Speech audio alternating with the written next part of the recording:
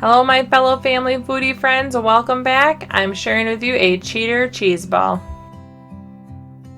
I want to thank Kat of Southern Farm and Kitchen for hosting a playlist for cheese balls. Go ahead and check all of the other recipes out. I know I'm excited to see what the other ladies came up with. Thank you so much, Kat. And now I am making my coating. I am using a 1/2 cup walnuts. I am using a 1/4 cup of brown sugar and a teaspoon of cinnamon, and I am getting that all mixed together. I'm using a hand chopper. You could also use a food processor, but this topping is amazing. And this is why I'm calling myself a cheater, because I am using a cheese log that's already formed and flavored from ALDI. These are only $1.99. And I got the honey flavor. They also have salted caramel and pumpkin and different flavors depending on the season.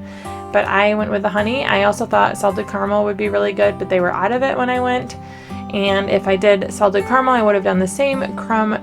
I would have just drizzled it with caramel at the end instead of honey.